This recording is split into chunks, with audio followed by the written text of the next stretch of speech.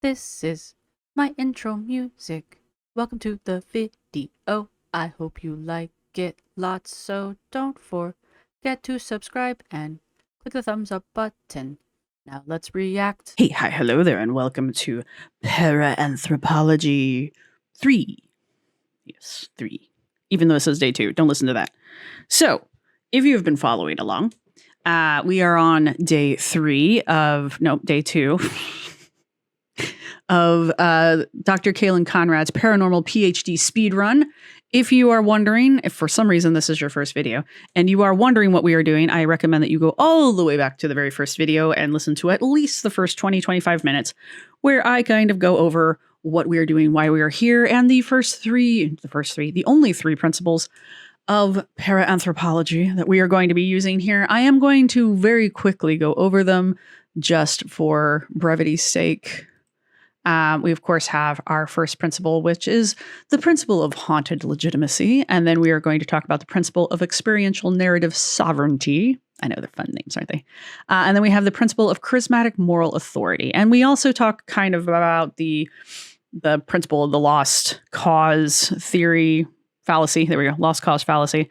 It's kind of a throw it in there. It's not, I didn't come up with the lost cause fallacy. Not trying to say that I did. It's just something that we come up against a few times here and there. All right, so before we get too far in, thank you to everybody who's been supporting the channel. Thank you to my subscribers. Thank you to my members. Thank you to everybody who's been going over to the fundraiser and has been enabling me.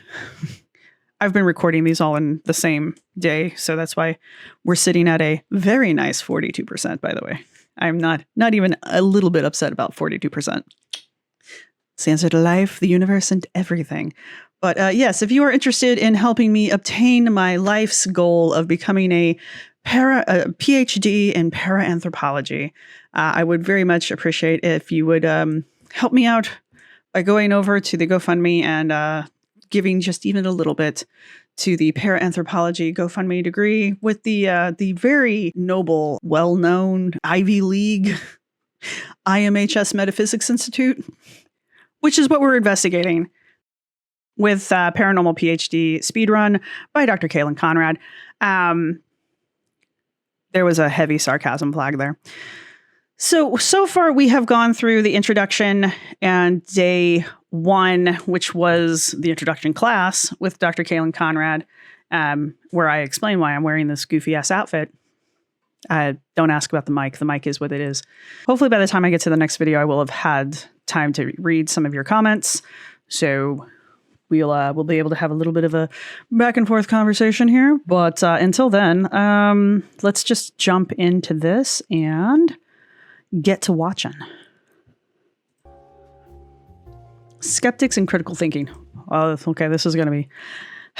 See, I wanted to do multiple days. I wanted to do multiple days in one video. But I talk too damn much. I want to see if we can watch it at time and a half. But I just feel like that's going to be too fast. Especially because I know some of you guys speed me up. And I just feel like that's going to be too fast. So we're just going to suffer through it. We're just going to suffer through it. All right, well, let's just go. I came to the same way I went under. Dead tired and worn thin with Douglas's voice in the back and foreground of my mind. But still, I was itching to hit the ground I love the film noir feel of all of this. running. I rinsed off the night before and poured a couple of shots of some bitter blend down my throat, realized I should have made 9 more branded shirts, settled for one of my other 12 identical black tees, and cracked the books. I was desperate to know what a psychic hypnotist, who may or may not believe in 4-foot-tall alien squirrels, had to say about critical thinking. I cannot wait to get to 4-foot-tall alien squirrels, and I may or may not need a alien squirrel plushie to go along with our beloved Mothman in the background here. Let me know if you have a alien squirrel plushie. I'd even made a bet with myself that just like the day before, I'd find myself in a mix of awe and disappointment. I was right. I won that bet. But the sucker I was up against? That was me. So chalk it up as a win and a loss, all in one. Like there was no point in making the stupid bet in the first place. And I mean, you won. as for the giant alien squirrels, we'll get there. As I started reading through the course, it was very clear to me that the professor has a better understanding of what critical thinking is and how it works than most people you'll run into in your day-to-day. Whether he utilizes it himself, that's another story. But you know what they say, those who can't do, teach. I have a really great book when we get to these classes. What is the name of it? Thinking about weird things. Yeah, I think that's the name of it. Anyway, it's a book that I had to use when I took 2 different pseudoarchaeology classes when I was in college, just for funs. But I want to kind of use that in tandem when we get to this class. Obviously, I'm not planning on spending more than 24 hours on it. So probably we'll just kind of briefly talk about the book. But I do kind of want to bring it up when we get to this class. And I don't know, it's just listening to Kayn go through Kayn Conrad, Dr. Kayn Conrad, as he gets to his various classes. I just remember things from my past that I'm like, oh yeah, I could totally like bring this up. I could totally mention this thing here and there. So, you know, as I do my run through these courses, and actually I think since mine is an expanded degree, I think I actually have 2. I only have 1. I have metaphysical critical thinking and self-direction. Don't I have another critical thinking class? I have advanced metaphysical concepts courses 1 and 2. I have transpersonal counseling and coaching 1 and 2. I'm not looking forward to that. Not going to lie. I have paranormal science course 1 and 2. That one I'm looking forward to. I have forensic anomalous evidence analysis and collection course 1 and 2. I'm looking forward to those. I really am. I'm not looking forward to the hypnosis, the holistic arts. I'm really not looking forward to any of that stuff. I'm really not. Yeah, metaphysical reinvention and ordination. That's gonna push some buttons for me. I'm really not looking forward to that, but it must be done. And those who can't teach, don't. He kicks things off with the basics and takes a lot of care to explain Occam's razor, also known as the law of parsimony. Essentially, Occam's razor is this: when faced with competing explanations for the same phenomenon, the simplest is likely the correct one. Now, Occam's razor is not a hard and fast rule, but a philosophical tool for shaving off unlikely explanations. You hear sounds on your roof? They sound like squirrels running around? Perhaps the same ones you see in your yard every day? And you wonder, what could it be? It could be squirrels, but maybe it's the government. And they're pretending to be squirrels to lull you into a false sense of security before they strike. One of these is much more complicated, involved, and requires a Mormon's dozen worth of unplausible events coming to pass to make this even remotely possible. What's a Mormon's dozen? I don't get that reference. What is a Mormon's dozen? Quick, someone fill me in. If it sounds like squirrels on the roof, it's probably not Santa Claus's reindeer. It's totally Santa Claus's reindeer, excuse you. Douglas often refers to it as the KISS principle. Keep it simple, stupid. Now, he didn't come up with it, and he's not exactly using it right. He lays out the importance of this kind of critical thinking and reasoning quite plainly, and he lays it on thick. You know what? I'm going to go get that book. It's like sitting on my brain, and it's like eating at me. So you guys give me a second. I'm going to go dig up my book. All right. I don't know what I said earlier, but it's How to Think About Weird Things. Critical Thinking for a New Age. I have the 3rd edition. This is by Theodore Schick Jr. and Lewis Vaughn. So, bam. There you go. In reverse, no less. So, yeah. This is 3rd edition. I know there's newer editions. So, that helps you. But I'm sure this edition will be fine for what we want to do. Because I'm thinking we only really need to look at the forward, a preference in the forward, maybe the first chapter. God, this book. I've beaten this book to hell. It's from 2002. It's not that old. Let's see. I thought I spilled something on it. Yeah, okay. There's a foreword, there's a preface. Yeah, there's little things we could go over here and there. But as I'm saying, like, I really only want to spend like a day or two on each course, if that. So I'm gonna look at my highlightings. All the shit I've highlighted. Oh, good times. Good times. But yeah. This is, you only get this. You only get this. You want this. You have to go and help me, enable me to get to my PhD. Yeah? You want to look at one of my old ass books? You got to help me get my PhD. Is that blackmail enough? Anyway, back to this. And good on him. If there's one thing people taking this program should have drilled into their brains, it's how to use them. He goes over some of the other necessary building blocks to understanding how best to think. And you can't blame the guy for starting with the basics. In this day and age, meeting someone even running their brain on the bare bones essentials seems to be a bit of a luxury. So the Institute drilling into people's heads the distinction between inductive and deductive reasoning, net positive. I'm here for it. I'm going to break this down because it's going to be coming up a lot. Deductive reasoning is the process of drawing valid inferences. An inference is valid if its conclusion follows logically from its premises, meaning that if the logic holds, the conclusion follows suit, clean and sharp. Okay. No guesswork. He's not wrong. I'm just, No hunches. It's the truth. Right. Like this. If all A are B and C is equal to A, then logic follows that C is equal to B. You know what? Let's do this in my mind palace. I spent all that time last night in the tub tinkering together this little mental contraption to help us work out problems as they crop up. So where's that formula? Here we go. If all A are B and C is equal to A, then C is equal to B. Let's plug some data into this. If all birds lay eggs and pigeons are birds, then pigeons procreate by laying eggs. Right.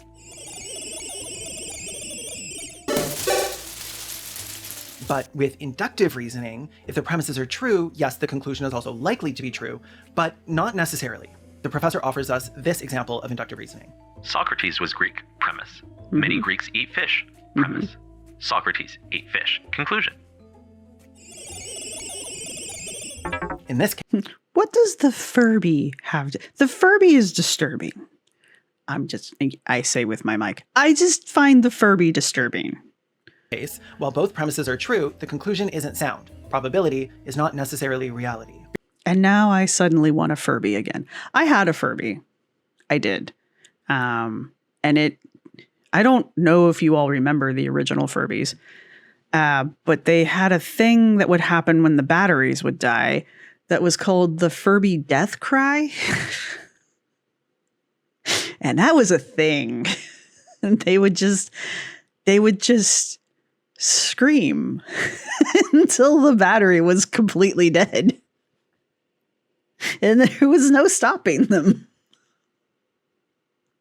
It was rather disturbing. How many of you had to experience the Furby death cry? Let me know. Because we don't know what he ate. Maybe the guy couldn't stand fish. Maybe he's one of those plant-munching types like me, living off lentils and wine. Hell, for all I know, he dined like a dung beetle, feasting on crap and calling it dinner. Okay, so inductive and deductive reasoning. He's not wrong, but there's like... It's inferred versus... Anyway. He's not wrong. It's just one of them you can infer the conclusion based on evidence that has been provided. The other one you know is true because you have step by step, right? Wouldn't be the first philosopher to spit shit when he talked. Hey now. The only thing we know he ate for sure was hemlock, which is a gorgeous name for an insufferable child. Now, that's not to say that inductive reasoning has no place, but it's important to remember that correlation does not equal causation. And True. Douglas seems to know that. But knowing something to be true and leading your life with that knowledge are not the same thing. We go on and on about how to think through problems logically for a while, and the doc offers us some brain teasers to get our minds into the habit of taking apart a statement and examining each part of it before we come to a conclusion. Yeah, and okay. honestly, I like it. I have fun. How can you throw a ball so that it goes a short distance, comes to a total stop, reverses its motion, and then goes the opposite way? You are not allowed to bounce it against anything, hit it with anything, or tie it to anything. You throw it up, Professor. Like me the morning after polishing off a bottle of vodka to my face. That attorney is my brother, testified the accountant. But the attorney testified he didn't have a brother. Who is lying? Nobody is lying, Doc. It's 2025. Women won the right to math decades ago. And they can be accountants now. Just like Women won the right to math decades ago. But not pockets. We still haven't won the right to pockets. everybody else. I don't know why anyone would want that gig, but I'm glad someone does, because I do not. Now, while the Institute seems to really push critical thinking, wears it like a badge of honor, it also seems to have endless disdain for those who truly think critically, rationally, who prioritize a scientific mode of thought. Debunkers and hardcore skeptics. That word, debunker, Douglas says it like it's something he's stepped in. You can hear the venom behind his teeth when he uses it, like a Well, we talked about this in the last two videos, but this is a new video, so let's talk about it again. Are you tired of it yet? Well, tough titty. This goes back to the, a lot of this actually is going to be under the principle of charismatic moral authority. Now, Douglas, Dr. Douglas, actually it's Dr. Kelly. Dr. Kelly being our charismatic leader here, excuse me, he teaches the majority of the regular classes. There is a different person teaching the expanded classes. I haven't looked into him yet either. We'll do a deeper dive onto these people once I know for sure that I'm doing this. Anyway, the point being, Dr. Kelly is our charismatic leader here. And in that, he establishes the moral authority for the people taking these classes, right? And you've heard a lot of that language as Dr. Conrad has been going over the various classes that he's taking, right? So you've heard the language, and you've heard the language even when Dr. Conrad hasn't been pointing it out. I know I keep calling him Dr. Conrad, but that's because I find it fucking hilarious. So work with me.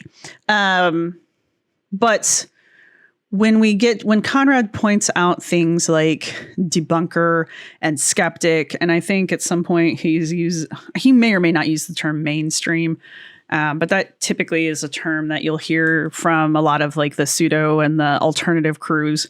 Mainstream archaeologists. You mean educated ones? Sorry. You mean the ones who have actual degrees? Sorry. Might be being a dick. The point being, what you're running into, or what we're running into here with Dr. Kelly, is the establishing of where the moral ground is, and the challenging of that would be challenging Dr. Kelly, right? So you're challenging the charismatic leader. You're challenging the leader here, because as I said, Kelly is the only one teaching these classes, so you can't challenge anyone else. It's not like there's another teacher that you could even go above his head. Like there's not a dean of students. There's not a head of the department. Kelly is the university. Like Kelly is the institute. So, you know, if you're having problems with your professor, you don't have anywhere else to go. So you really can't object without consequence, right? And that's where this principle of charismatic moral authority falls into. And Kelly is making his stance clear, right? And not only just in the tone of the writing for these first two classes, but also in the words that he's using, like debunker and skeptic. And I forget what the words were in the last video, but he very clearly lays them out so that you know where the buzzwords are that are not favorable, right? So if you come in and you say, yes, but this person that you labeled as a debunker has a valid point in XYZ, right? This person you labeled as a debunker has a valid point that the sounds of the things on the roof might indeed be squirrels and not Santa's reindeer, right? But now you've challenged Kelly's claim that those noises were indeed Santa's reindeer. I don't know it actually turns out to be squirrels, but the point being, now you're challenging the leader, right? And now Kelly can turn around. Now, don't get me wrong, this is all on the internet, so you're not actually in a virtual classroom, so there isn't other people there. But Kelly can now turn around and effectively shame you for your moral transgression, right? You're challenging something that has been established as being correct, and your challenging of it shows your moral failing. Like, you are a bad student. You're not listening. You are challenging the person who knows more than you. You are getting too big for your britches. You don't know what you're talking about. So that's where this is falling in. And the other end of that is you are listening to people who I have clearly told you don't know. They are bad people. You are listening to the wrong crowd, right? So that's where that moral authority comes in, or just the establishing of moral correctness. So anyway, I just wanted to talk about that. Slur. Throughout the course, a fuzzy line is drawn in the sand between skeptic and debunker, with skeptical meaning to question and debunk meaning to expose while ridiculing, which isn't necessarily wrong. But the coursework insists that it's aligned with skepticism, which it deems healthy, as being open-minded and looking for the truth. But debunking is to come in with preconceived notions and trying to prove those correct, regardless of any evidence that points in the other direction, which is not what debunking is. He compares debunkers to religionists, saying that they rely on faith and belief, not evidence. His source on this? The Nobel and Pulitzer Award unwinning book, Cryptozoology, Science and Speculation by Chad Armand. Did you buy a copy? This is a book. And the quote it contains by Bertrand Russell. Skepticism, while logically impeccable, is psychologically impossible, and there is an element of frivolous insincerity in any philosophy which pretends to accept it. Go back. Skepticism, while logically impeccable, is psychologically impossible. And there is an element of frivolous insincerity in any philosophy which pretends to accept it. That's a lot of words. So it is logical, but it's psychologically impossible? Wow, there's a lot to unpack there. There's a lot of words and a lot to unpack.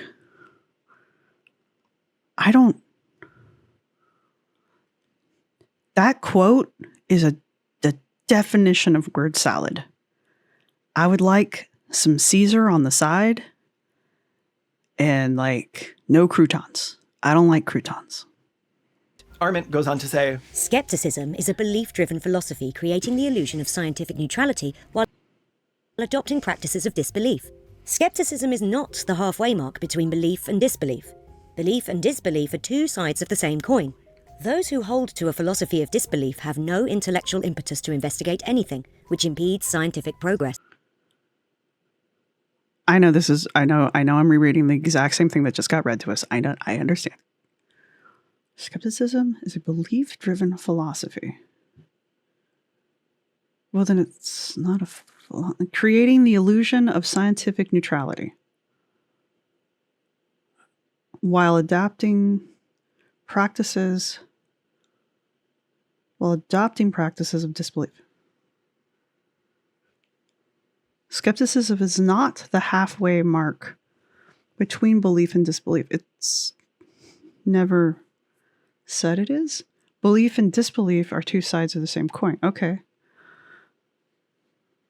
Those who hold to a philosophy of disbelief have no intellectual impetus to investigate anything which impedes scientific progress.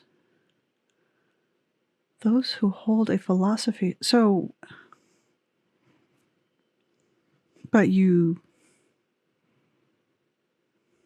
As a belief-driven philosophy of creating an illusion.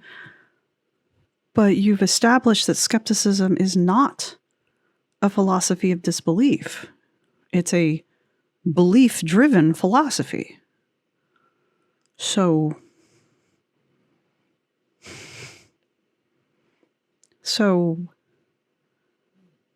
yeah. So you're talking about two different things. So a philosophy of disbelief, which isn't skepticism because you've established that skepticism is a belief-driven philosophy, literally state that in the first sentence. So then you go on to say, those who hold to a philosophy of disbelief, which would, again, not be skepticism, have no intellectual impetus to investigate anything. I don't know why that would be true.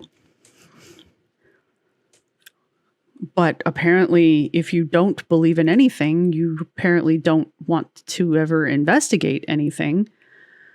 And never disbelieving in anything impedes scientific progress? So, not disbelieving, not investigating things with a philosophy of disbelief impedes scientific progress. So, you need disbelievers to investigate science in order to progress it,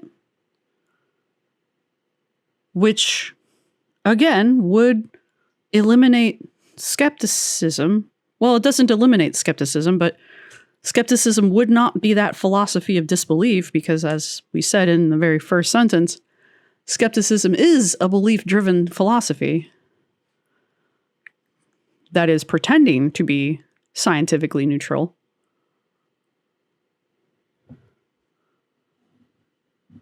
I would like my Caesar on the side, please. No croutons. A little bit of black pepper. The doc follows us up with his own rant about how skeptics are the real close-minded ones. Hardcore skeptics and disbelievers still believe in something, namely the opposite of the believers. I love this argument. Well, you're the one who does. You're the close-minded one. It is you who are the ball lickers. It often impassions me when I watch a documentary or read a book in which the current parade of skeptics, actually debunkers, appear on cue to dismiss any compelling evidence out of hand, saying in effect, "No, it didn't happen. These people are kooks. It was simply their imaginations or mass hysteria or mass delusion or hallucination, I thought you were calling the skeptics kooks, and I was like, well, that's a bit strong. etc." They often speak with such cocky authority that they almost seem believable. They speak with such cocky authority, almost as if they have some reason to be speaking with said authority. It's strange. It's very strange. It's almost as if they, went to school for several years to obtain said authority and then have worked in said field for many, many decades to obtain and maintain said authority. It's strange when they do all of that and are recognized by their peers as being authorities in said field. It's strange when they then speak as authorities on said subject within said field. It's very odd when that happens. Sorry. They fancy themselves as open-minded and objective, but they are the very epitome of what they claim they are not. No, they just have high standards for what is and isn't evidence, which typically is not met. Closed-minded. I'm arguing with a puppet. I would like everyone to make note of that right now. Whatever you're taking, one of you told me you take notes.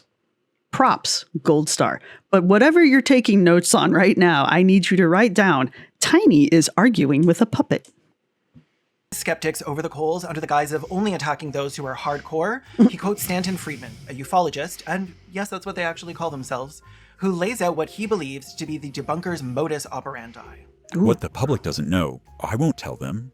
Don't bother me with the facts. My mind is made up. If one can't attack the data, attack the people. It is easier. Do one's research by proclamation. Investigation is too much trouble. Pretty immediately, I noticed something curious. Stanton Friedman is a bit of a hypocrite. He's claiming skeptics attack the people, not their arguments, but he's not actually attacking the arguments. That's an ad hominem. This is Stanton Friedman. That the skeptic. Get your rhetoric. I'm gonna shut up now. Are putting forward. He's attacking them personally, calling the skeptics lazy, narrow-minded, said they were peddling half-truths while stuffing full truths in locked drawers. The kind of talk that stinks of projection, if you ask me. And you're here, so hope you did. And all this, it was riding shotgun with a narrative soaked in paranoia, painting the cautious folks, the ones asking questions about the validity of this institute, as villains in the lives of the truth-seeking, starry-eyed students. Suddenly, voicing worries wasn't just a crime of concern, it was a sin of dishonesty, as if disagreeing meant you were hiding something.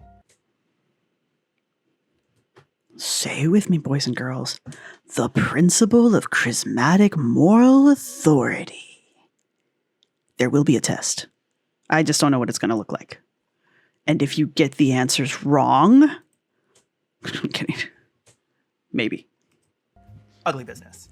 Real ugly. And while Douglas admits that some, even many, reports of the anomalous or paranormal can be explained in more other mundane ways, he insists that that isn't always the case. For instance, say you have poltergeist activity in your home. You might think that implies you're being haunted by some malevolent spirit. Well, I mean, it does translate to noisy ghost, so... There's another option, one that's more in line with what we know about reality. Occam's razor. Is it a malevolent spirit? Not likely. Not likely at all. According to Douglas, most likely, it's a magic little girl on her period. Well, I will say that when I was a young girl on my period... I'm kidding. All the indications are that in the vast majority of the few cases that arise, poltergeists are not spirits or ghosts at all, but rather unconscious psychokinetic activity that originates with a human agent. In many cases, the agent is an adolescent girl going through hormonal changes, but this is not the only cause, nor are adolescent girls the only source. We're just going to blame them anyway, though. And there you have it. Menstruation is witchcraft. Sure. And that's why we need to fight for better sex education in the school systems, because kids just aren't learning these things anymore. Hard to see why anyone would be skeptical or critical of a reasonable, evidence-based belief like that. After making my way through this course, I've come to the opinion that Douglas is under the belief that he follows the KISS principle, but is often following what I've coined as the LICK principle. Let's ignore common knowledge. It goes, wherever there is an opportunity to explain an anomalous event in a mundane and nearly irrefutable way with nothing more than common knowledge, simply ignore that entirely. If it's not interesting or there's no drama in it, then you just don't need that kind of energy, especially when trying to prove something scientifically. All right, so our LICK principle would actually fall under the principle of experiential narrative sovereignty. What Dr. Kelly is saying here is that narrative trumps actual verification. Narrative trumps data, and that's more important than anything else, right? Yeah, okay, you could explain away half the shit that he just told stories about. You could explain it all with simple, everyday, common knowledge, right? Or there might even be actual scientific data to back up certain occurrences that that Kelly wants to assign to poltergeist activity, right? Probably not menstruation, just saying. Don't get me wrong. Some of us get very cranky, but I promise you, probably not a ghost. But for Kelly, it's more important to Kelly that he backs up what he wants to believe. And so he has to ignore the common explanation, the KISS principle here. And so he has to ignore it, and he has to embellish it through his own experiences and through his own narratives in order for it to be true. So his experiences become data. Other people's experiences become data. Narrative becomes his data. It becomes an unfalsifiable data point for him. And description from other people becomes evidence. And that evidence, that descriptive evidence, trumps actual scientific evidence, because that is what he needs in order to confirm his biases. Right? So this LICK principle, I should write that down, type that up in my notes. That LICK principle actually falls under our principle of experiential narrative sovereignty. So thank you, Dr. Conrad, You have contributed to our anthropological principles of para-anthropology. Hope you feel good with yourself. From 7 months ago. I'm sure this was his goal in life, was to come over to my incredibly teeny tiny channel compared to his and contribute his lick principle to my recently made up 3 principles of para-anthropology. I hope your life has been improved by this. To demonstrate both the licking and Daddy Douglas's love of it, I'll start edging you with the giant alien squirrels. Buckle the hell up, because the doc has put my brain through the ringer throughout this course, and yours is about to be squeezed tight too. So he tells a story from his own personal case files where a seasoned paranormal researcher, although we never find out what spices Douglas used to season her or for what reason, reports to him that as a child, she once saw several giant squirrels. See, again, Douglas is telling us, or sorry, Kelly, whatever. Douglas is telling us a story of a, quote, seasoned investigator. So her trappings of authority, her haunted trappings of authority, she is a seasoned investigator. So he is accepting that as her authority. Her story, her narrative is now trumping any other form of data. And he is just accepting it, her charismatic leadership, he is just accepting that as actual factual data, right? So everything this woman says from this point forward is true without any kind of verification, right? We've just used all 3 principles. And I am officially out of coffee. Roughly 4 feet tall, standing around her bed in a dream. Remember that it was a dream, because that's going to be important later. For me, not for Douglas. When she woke up, the squirrels left, and she was able to move her eyes, but not her body. Coincidentally, there were also squirrels that she could hear walking around on her roof, although it obviously could have been a murder of Rudolph's. Now, I know what you're probably thinking the most likely explanation is, but I can promise you, whatever way you're thinking, it's not critically. I'll let Douglas explain for himself. If all I knew was cryptozoology, I might be inclined to see this as a possible cryptozoological event involving a heretofore undiscovered species of giant squirrels. It's all falling into place. Of course, that place is nowhere near this place. On the other hand, if all I knew was paranormal science, I might be inclined to see this as ghost activity. Oh, of course. Ghost squirrels. Yet further, if I was a psychologist, ghost I might see this squirrels. as a case of sleep paralysis, or simply a child's overactive imagination. You might, yeah. Maybe even if you weren't a psychologist. Maybe even just literally everyone who heard this story and didn't have their head in the clouds. However, my knowledge and training in all of these fields, as well as in alien abduction phenomena, told me that this incident had all the earmarks of an alien abduction. This is Douglas's true scientific method. Keep it stupid, stupid. Had I not been trained in these various disciplines, I could have easily chased the wrong path, resulting in wasted time and the potential for a hit to my credibility as a researcher. I will admit that it is difficult at times to not be sarcastic and make fun of these things. I will admit that sometimes it's just hard to not laugh out loud. Okay? Look, I do advocate for trying to find where people are coming from when it comes to these things. But I will be the first to admit that sometimes when people come at you with these stories, it's really hard not to just go, the fuck, what? Okay. Huh? Cryptozoology. It might have been 4-foot tall giant squirrels. Ghosts. It might have been ghost activity. Ghost giant squirrels. Okay. Logically, it could have just been a kid's overactive imagination. Yeah. Okay. Yeah. No. But we can't stop there. But my experience with ufology tells me that it was probably aliens. If I hadn't been trained in all of these fields, I would have come to the wrong conclusion, taking a hit to my credibility.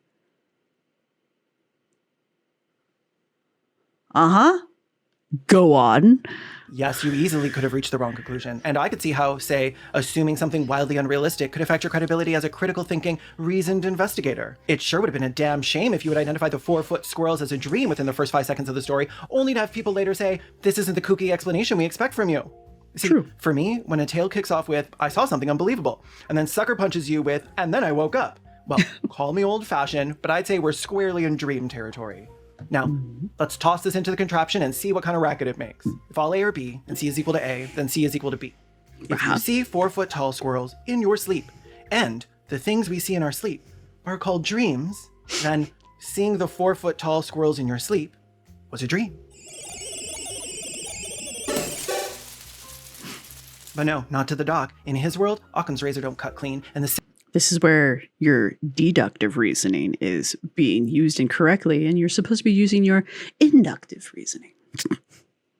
Pulling conclusions from evidence, from the evidence that is provided, not from the facts that are there. I'm trying, guys, I'm trying. simplest answer is either psychic schoolgirls or alien squirrels on stilts. Maybe even both. A psychic schoolgirl alien on stilts. Think about it. He hasn't. Okay, so if all A are B and C is equal to A, and then C is equal to B, if you see 4-foot-tall squirrels in your sleep, and the things we see in our sleep are called dreams, then seeing the 4-foot-tall squirrels in your sleep was indicative of an alien abduction? It's all That was terrifying. very silly, ridiculous even. One might even go as far as to say nonsensical. But when someone brings up 4-foot-tall giant alien squirrels and the skeptics laugh, that's just proof, he says, of how rotten they are. Mock a man for beliefs built on compelling evidence? Who would do such a thing? Well, I would. I like to think I played it straight with the professor, given the man his due, fair and square. But this one's off the deep end, swimming laps around reason while reason is drowning. And now I'm the bad guy for pointing out the obvious? For calling a spade, a dream a dream? Yes, because you are violating principle number 3. If that's ridicule, Quickly, write down what principle number 3 was. What was principle number 3 of our para-anthropology anthropological principles? then maybe it's not about me or Douglas. Maybe truth itself's got a mean streak. And it's not alone, because Douglas has one too. The professor goes on to say that These naysayers are simply negative people who demean the human condition and belittle the plight of witnesses by their thoughtless, inconsiderate, and jaundiced pronouncements. Jesus Jaundice. Christ. Thoughtless and inconsiderate? Just because my shirt's yellow doesn't mean I have jaundice. Jesus Christ. As opposed to, say, psychics and mediums who take advantage of and manipulate people through their thoughtless, inconsiderate, and jaundiced pronouncements. Get him, Kaylin. Get him. The real horrible people are the ones who point out that what they're doing is, yes, thoughtless and inconsiderate, but also cruel and disgusting. Oh dear. This is what I meant by the venom behind his words. Shut up now. Like, he even speaks directly in the textbook to those critical of his beliefs, and potentially the Institute, by saying, To all the debunkers and hardcore skeptics, I say, until you can prove scientifically that you have a mind, stop bitching. what do you want them to do? I think we have, haven't we? I'm pretty sure we've done that. Am I wrong? I'm like 95% sure we've done that. Dougie, split open their skulls and show you their brain? I think we can scientifically deduce that they have a mind by the fact that they are formulating opinions, even if those opinions fly in the face of everything you believe. And I'm sorry, but why does my actual literal coursework not only have the professor addressing his critics, but he's telling them to stop bitching? Sir, unhinged. He goes on to instruct students who find themselves criticized by skeptics to remember the empowering words of Abraham Lincoln. If I were to try to read, much less to answer, all the attacks made on me, the shop might as well be closed for any other business. I do the very best I know how, the very best I can, and I mean to keep doing so until the end. If the end brings me out all right, then what is said against me won't matter. If the end brings me out wrong, then 10 angels swearing I was right would make no difference. That's exactly what Abraham Lincoln sounded like. The bottom line is that many scientists today ignore compelling evidence of the paranormal, including cryptid sightings, with an almost blind faith usually associated with religion. Listen, I'm entirely open to seeing his compelling information regarding cryptids, which are unproven animals like the Sasquatch, Mothman, or ethical billionaire. Why do you have to come for my Mothman? Back off. If we're going to talk about turning a blind eye to cold, hard facts with a kind of blind faith usually reserved for pews and pulpits, then we better play it straight and look at the whole cast of characters. You shine the spotlight only on one corner of the room, and you miss the shadows creeping in behind you. If we want to talk about ignoring compelling evidence with religious blind faith, I think we should examine all sides of the aisle. Turning the magnifying glass back towards people who believe in the paranormal, I would say a large amount of them, by definition, ignore compelling evidence. A lot of them toss out real evidence like junk mail or unwanted opinions, clinging to their convictions with a devotion that make a preacher's daughter blush. And this isn't comparing their beliefs to some metaphorical religion either. It's the real deal. Their beliefs often tie back to ancient rites and holy books. This is Old Testament adjacent stuff, demons and angels, and the evidence they dismiss is actual evidence, actually ignored, with the blind faith usually associated with religion, given that a lot of their beliefs are associated with religion. Actually with religion, not the boogeyman these anti-science people call the religion of science. But hey, science can't really prove a boogeyman doesn't exist, so for all I know, the religion of science is a real, live entity creeping under your bed or living in the closet, like a homosexual or an orphan wizard written by a ghoul. This is not a Ravenclaw blazer. If you were not here for the first video, we're wearing red and blue because that's the uniform colors of the IMHS Institute. See, I covered it up. I just thought that was an opportune time to remind everyone that this is our uniform for when we do these videos. And once again, Douglas has this positioned as an us versus them dynamic, Yes. with those critical of his ideology firmly demarcated from us. By this point, I was running low on patience, on curiosity, on the kind of goodwill that keeps a person from flipping the table and walking out into the night, never to be seen again. I guess I hear Kaylyn's frustration. And don't get me wrong, this is scripted, obviously, much better. I need to get better at like scripting and acting. Because like I do like these more polished videos like this, and I just don't have it in me. But maybe I just need to practice more, right? So anyway, but I can still hear the anger and the frustration, right? And I guess when I was first starting in the atheist community, there was a thing I would call the angry atheist. And that was like the atheists that had just come out of religion and they were still mad at religion and you could hear it, right? And then there was like the atheists that had gotten over it and they weren't angry anymore, but they still had it, they were still rationally against religion, right? And I feel like that's where I'm at with the skepticism. Like I can still hear the angry skeptic in Kaylin, and I can still hear like, I don't want to say like the passion, because I still feel like I have that skeptical passion, but like I'm not ready to go like flip tables, I guess is where I'm at. But I can hear it in Kaylin's voice. So like he's definitely got the angry skeptic still going, and it's just kind of fun to hear. Because I'm sitting here and I'm like, yeah, man, I totally 100% agree with you. Like, this is bullshit. And no, I mean, all the points he's making, I'm like, yeah. But I'm like, I'm not ready to go like, flip cars and set fires. I'm just like, I agree with you. This man is unhinged. I mean, like some of this shit's just straight unhinged, but I'm willing to sit down and have a conversation about it. Let's go make some videos, like let's go reach out to some people and like explain why these things are not right. I don't want to go take some baseballs to some baseball bats to some windows or anything like that. I just think it's funny. I don't know. But like, that's like the difference, right? That's the total difference. I'm pretty sure I've got at least 10 years on Kaylin. So I think that's just the difference, because it's just like, I don't want to be like arrogant or anything, but I think that's just the difference in experience. Like I've been doing it longer, or I've been in it longer. And I want to see Kaylin 10 years from now. I hope he's still doing this kind of stuff. I hope his stuff is even better 10 years from now. I hope there's like a Kayn Conrad Institute, where he's doing like, he's got like a whole group of people with him working on debunking this shit, right? And I just want to see where he's at. Is he still like table flipping angry, or is he like, yes, today we're debunking, like he's like mastermind level. I don't know. You guys know what I'm saying? Professor, he wasn't fooling me. For all his talk, he wore the same smug mask he claimed to despise on those so-called hardcore skeptics and debunkers. The irony was thick and covered in veins pumping hypocrisy through it. Maybe that's why it seems like my patience had dried up by the time he tossed the scientific method out the window like a cigarette butt. He had his own method, called it the true scientific method, the bedrock of his grand idea, true science. Bring it. Bring me your scientific method. Sorry. Capital T, capital S, capital yikes.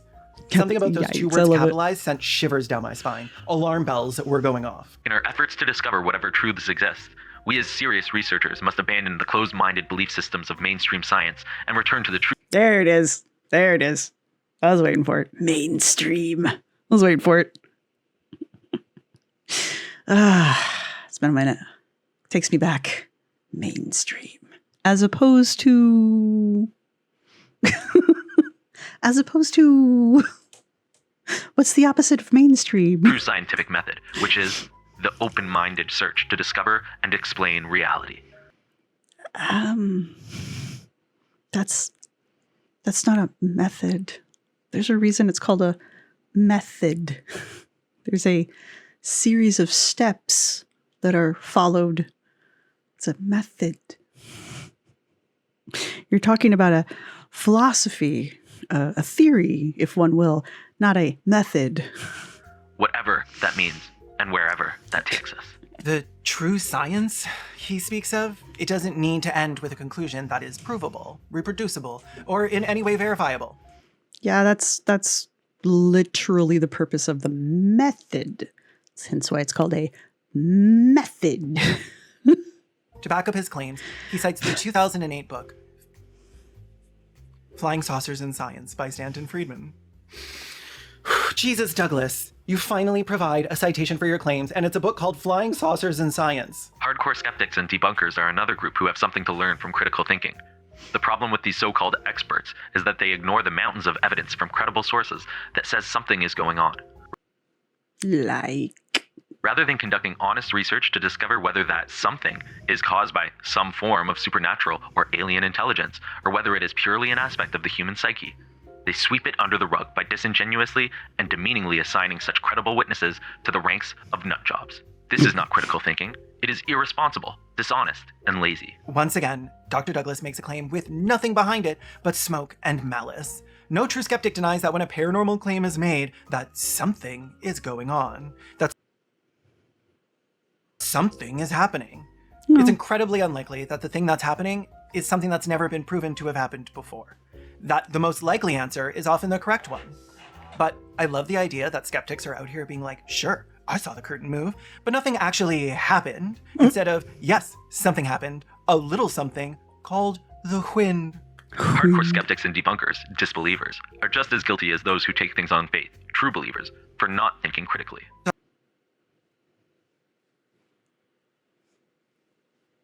Huh. Wonder what that's like. Dr. Douglas R. Kelly has a theory, one that doesn't play nice with the establishment. He implies belief is the culprit, the seed of both the miracles and the madness found in science and religion. Two sides of the same rusted coin, if you asked him. Both strutted around like they held the answers, but when it came to the strange and supernatural, they approached it with their minds padlocked shut. Now, you might wonder about the other kind of scientist, the ones with open minds who might just nod in agreement with the doc when no one's watching. Well, they're gagged by the system, concerned by the cold fear of losing their paycheck, their lab coat cred, or worse. I always love that. You're just silenced by big archaeology. Do you know how much I made doing archaeology? Yeah. I would love my paycheck from big archaeology any day now. Respect from the good old boys in suits upstairs. And to those scientists, he speaks directly. You may have to play the game, but you don't have to sacrifice your soul. And you never know. Perhaps we'll even have the chance to talk with these good old boys on the other side and see what they believe now. It's kind of iconic in a textbook to say, maybe we'll see who's right when the scientists who ridicule my belief in ghosts are just dead little ghosts who were wrong. The only good skeptic is a dead skeptic who sends back messages from the afterworld to let me know I was right all along. Throughout the day, Douglas has asked me to watch hours and hours of other people's YouTube videos as part of the curriculum, but I was saving those for when YouTube is meant to be watched, while eating dinner or shaving your head. Didn't seem to matter though, as none of the material from the videos ever seemed to crop up on the exams, so I moved on to finishing mine for the day. It was much like the day before, with questions a pinecone could get right. Hardcore skepticism and debunking requires excellent critical thinking skills. Select one. True. False. Are you perfect? Select one. I'm perfect at being me. Hell yes. No, because I make mistakes. Nobody is perfect. There are a few short essay questions, and one of them asked me if I was perfect. The answer? Not a chance. But Douglas was the kind of guy who liked his illusions neat and tidy, so I gave him the line he wanted. I'm perfect in my own way. I submitted my exam, and not long after that, I got a letter from the big man himself. No, not famed cryptid Paul Bunyan, Douglas, and I'd won an award. Hi, Kaylin. It is my pleasure to present you with the Breakthrough Award for the progress you have made throughout the courses in the IMHS degree program, especially in the area of self-discovery and increased awareness. Funny thing about perfection, it ain't always about having all the edges polished. Sometimes it's just a matter of picking the right lies. Still, getting noticed feels good, even if the award's got your name on it for a revelation you never really had. But then I noticed the second letter. And this one? Well, this one wasn't as congratulatory in tone. I like that he printed it out on red paper. I like that he printed both of these off. Like, I think he legitimately printed both letters off. So he's got his little congratulatory letter, and then he like had his little award, and now he's got his little warning letter, and he printed it off on red paper. Correct me if I'm wrong, but it appears that you only spent a little over an hour in one course, and it has several hours of videos. You are only cheating yourself by not reviewing all of the study material provided. Please go back and watch the videos. Oh, crap. Shit. You can now move on to the next course. It also has several hours of videos. Please watch them all. This also means that you have completed the bachelor's program with the high pass, 95.81%. Wait. I just got my bachelor's degree? Aw. Wait, that was only 2 classes. Your digital bachelor's diploma is attached to this email. I encourage you to celebrate your achievement in some fashion, whether having a graduation party, going out with a loved one or friend, or rewarding yourself in some special and meaningful way. Now, Douglas wasn't wrong about one thing. I'd earned a night to let loose. By some stroke of luck or fate or intelligent design, I was already throwing a party that evening for a friend's birthday. I wasn't planning to steal the spotlight. It's just not my style. But somehow, maybe through some 6th or 7th sense, the gang could tell I just pulled something off, something big. Not 9/11 big, but perhaps there was something to this collective consciousness. It's just steady there. This is a little tassel. So he got his bachelor's degree after 2 introductory courses? That's crazy. I would think you'd at least need 3. There's 10 courses. 10. There's 10 courses, right? And there's 3 degrees. You would think you didn't need at least 3 classes per course, because there's like a graduate project. I don't even think it's a project. I think you just write an essay. I don't remember off the top of my head. We'll get there though. So like there's technically 11. I don't know. That was congratulations, Conrad. I forget how quickly he got these. But I love how he's just like Consciousness stuff after all. After the crowd cleared out, I'm pretty sure whoever this is bobbing in the corner with like the gray hood, I'm pretty sure that's just like a balloon or something. I hit the sack. Didn't even make it to the radio before the dark pulled me under.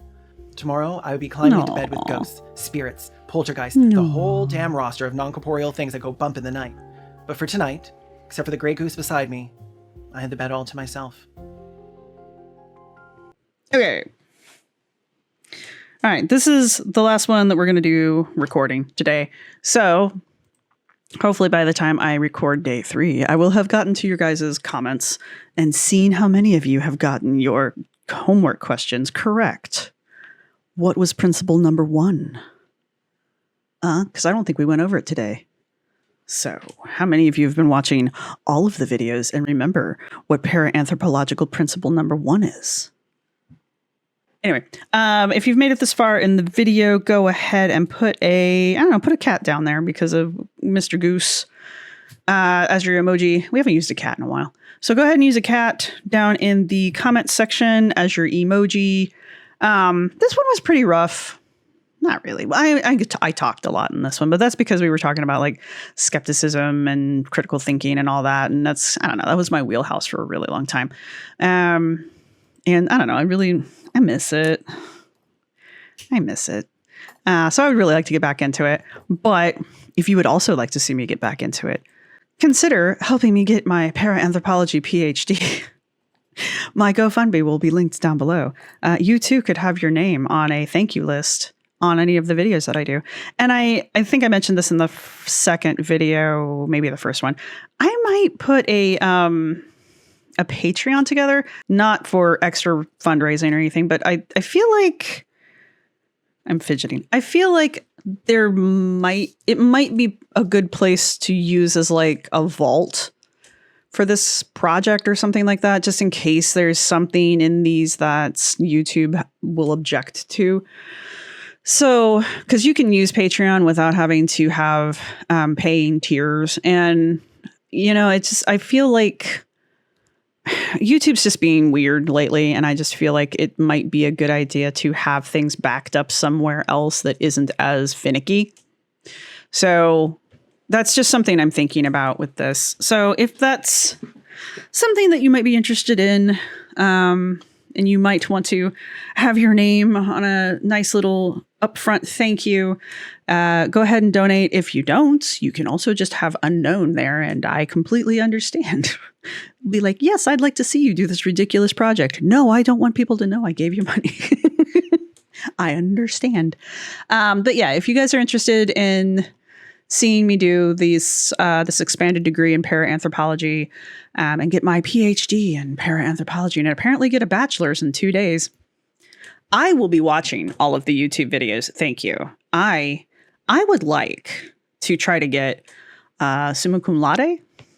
I think that's a possibility. I swear to God, they were like talking about like their graduates who had gotten like summa cum laude and like, what's the other one? Now I'm just getting distracted. Point being, if I'm going to do this, we're going to do it right. So I will be watching all of the videos and answering all of the questions correctly. I don't know if we'll actually get there though. It's kind of one of those things, like, since it's so open to interpretation by Dr. Kelly, who knows? But we will do our best. We will do our best. We will take this seriously. We will do our best.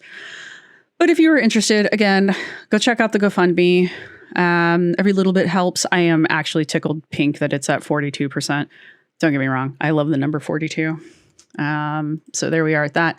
So let me know what you guys think so far with this. I know we're going to be on day 3 next time I record. Go ahead and leave me comments. Don't forget your emoji is going to be a cat. And I know I yammered a lot, and I think I've pretty much said everything I want to say during the video. I know I talked a lot, but it was a long video, even for him. So that's all I've got for you guys. So thank you to everybody who's been supporting the channel. Thank you to my subscribers. Thank you to my members. Thank you to everybody who's gone over and helped me out with the GoFundMe. And I think I will see everybody in the next one, which will be day 3 of the Paranormal PhD Speedrun from Dr. Kayn Conrad. Everything will be linked in the discussion down below. Thank you guys. See you then. Bye. This is my outro music. You can't copyright strike me because it's just me singing. This is my outro music. Thank you for watching. See you next time.